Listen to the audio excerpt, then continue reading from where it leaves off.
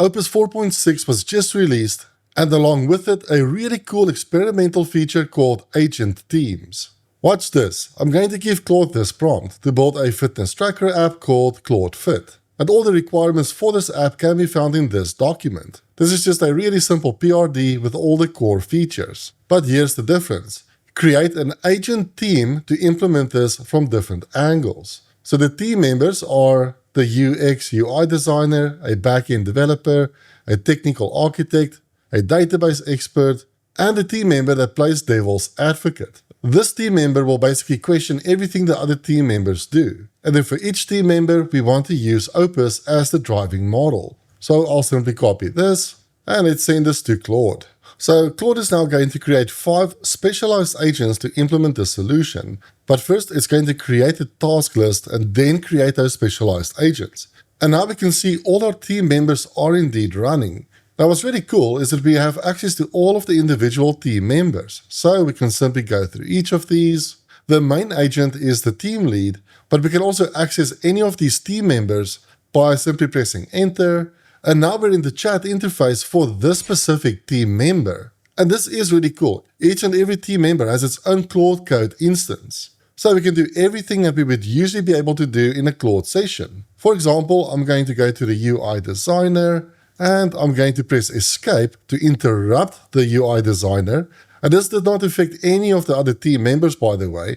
You can see they're all running. It's only the UI designer that's currently idle. So now I can say, please use the front-end design skill to assist you with the UI design. Let's send this.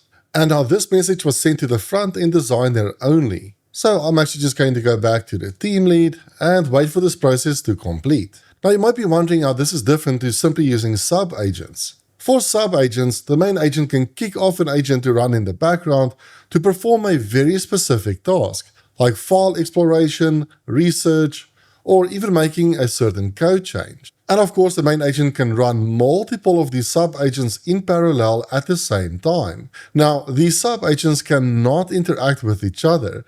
Each of these sub-agents have their own context window. They will go and perform their task and simply report back to the main agent once done. So this really is a one-way reporting mechanism back to the parent agent. One sub-agent does not have a view of what another sub-agent is doing. So sub-agent 1 in theory could implement a change that's actually not compatible with what sub-agent 2 is doing. And this is very different when it comes to agent teams, by the way. Now, agent teams, on the other hand, is fundamentally different. This is the equivalent of bringing a bunch of people into the same room and they can converse with each other to work together to achieve a task. After we sent our prompt, the first thing our main agent did was to create a task list. And then the main agent created all of these team members, and the main agent itself became the team lead. Now, each of the team members, including the team lead, share this task list, and they can all communicate directly with each other. For example, one agent might focus on the database schema, and another agent is responsible for building all the API endpoints. These two agents can actually talk to each other so that the API agent knows exactly what the schema is going to look like. And each of these team members have their own context windows as well. These team members have direct peer-to-peer messaging as well, so they can chat to each other. And they will coordinate their efforts automatically because they share the same task list. Agent Teams is really meant to implement complex changes.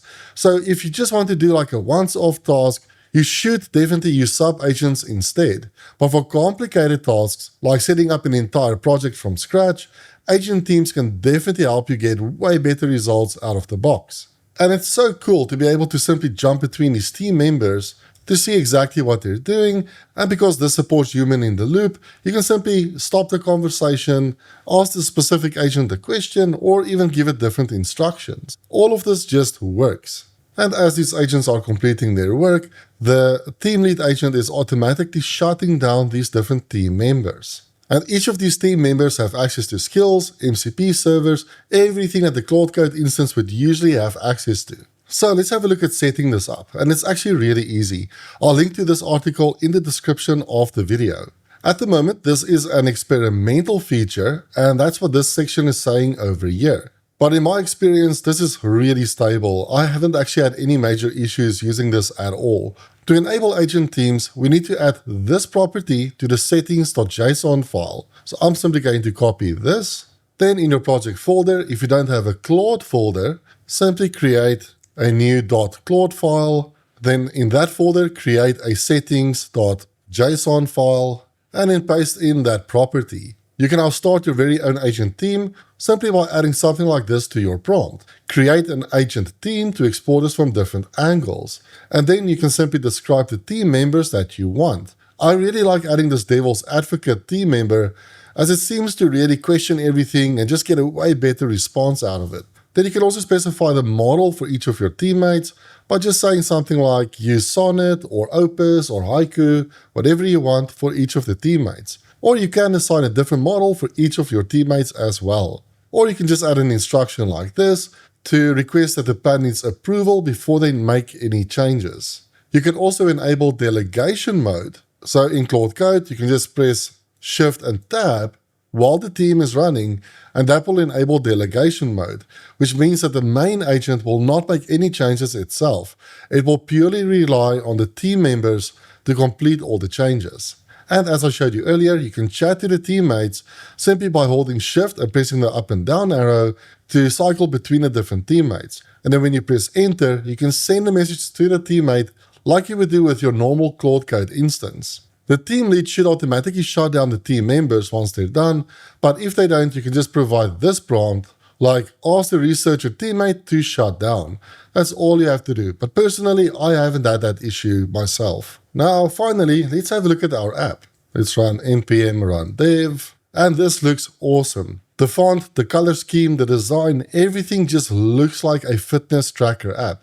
And these little animations are just incredible. I hope you enjoyed this video. If you did, hit the like button and subscribe to my channel for more Claude Code content. Then also consider joining Agentic Labs, which is my school community, which contains a lot of valuable resources for stepping up your AI game.